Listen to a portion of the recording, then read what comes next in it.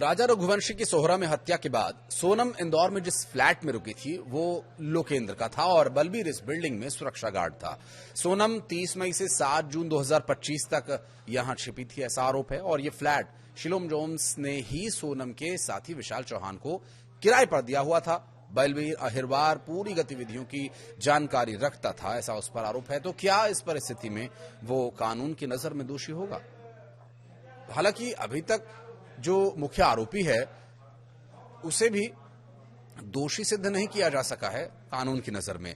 तो इन आरोपियों की भला क्या ही कहें, इस बारे में बात करेंगे। नमस्कार, मैं हूं आशीष त्रिपाठी।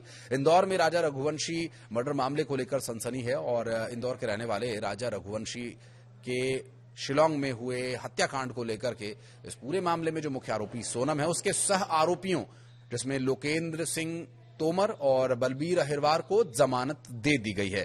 दोनों की न्यायिक हिरासत खत्म होने के बाद प्रथम श्रेणी न्यायिक मजिस्ट्रेट DKK मेहसिल की अदालत ने बुधवार को दोनों को जमानत दी।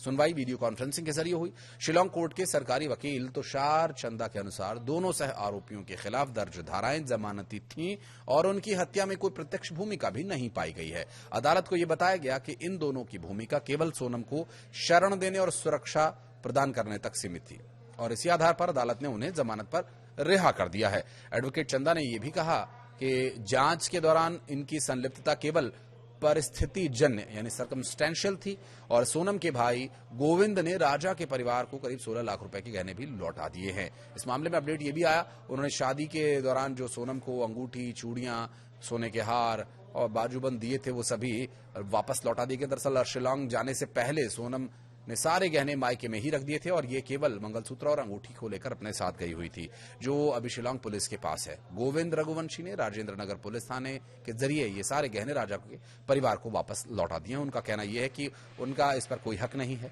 राजा के परिवार द्वारा ही ये दिए गए थे तो उन्हें वापस लौटा ही दिया गया है। उधर सोनम के परिवार की ओर से राजा रघुवंशी को जो गिफ्ट्स और कैश दिए गए थे उसे उन्होंने वापस लेने से भी इनकार कर दिया।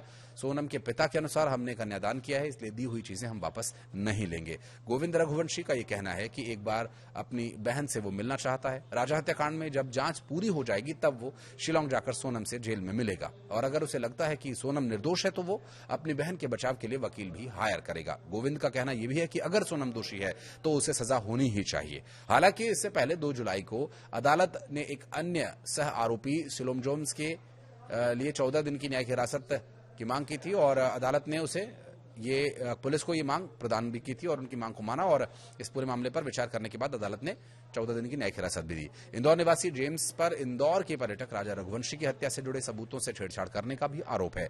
23 मई को सोनम ने सोहरा में राजा रघुवंशी की हत्या करवाई थी, ऐसा उस पर आरोप है। जेम्स के बचाव पक्ष के वकील द्वारा 16 जुलाई को होने वाली अगली सुनवाई में जमानत याचिका दायर किए जाने की उम्मीद है। बहरहाल एक सवाल यहां मैं आपके लिए छोड़े जाता हूं, कमेंट सेक्शन में आप इसका जवाब दे सके प्रयास कीजिएगा। वो ये कि अभी तक सोनम का मोटो कानूनी तौर पर स्पष्ट नहीं हो पाया कि उसने असल में हत्या क्यों की और अभी तक उन पर विचार ही चल रहा है, याचिकाएं लगाई जा रही हैं। क्या उन्हें वकील हायर करके परिवार देगा, ये भी बात की बात है और बार बार ये परिवार की तरफ से दावा किया जा रहा है कि अगर वो दोषी है तो उसको सजा मिलेगी और क्या ऐसी परिस्थितियों में वाकई परिवार उसकी मदद नहीं करेगा और क्या उसके परिवार को उसकी मदद करनी चाहिए। इस बारे में अगर आप कुछ कहना चाहें तो बताइएगा। साथ ही एक सवाल और वो ये कि जिस तरह से परिस्थितियां बन रही हैं, जो उसके सह आरोपियों को जमानत मिली है, क्या समय के साथ सोनम और उसके सहयोगियों के साथ भी इसी तरह का बर्ताव होगा? क्या अदालत से उन्हें राहत इसी तरह से मिल जाएगी या फिर कानून सख्ती दिखाते हुए इस पूरे मामले पर विचार करेगा और आगे जो भी याचिका या जो भी अर्जियां लगाई जाती हैं उसको अदालत किस तरह से सुनता है और आगे केस में क्या अपडेट होगा, इसके लिए एक और वीडियो हम आपके लिए लेकर आएंगे। धन्यवाद।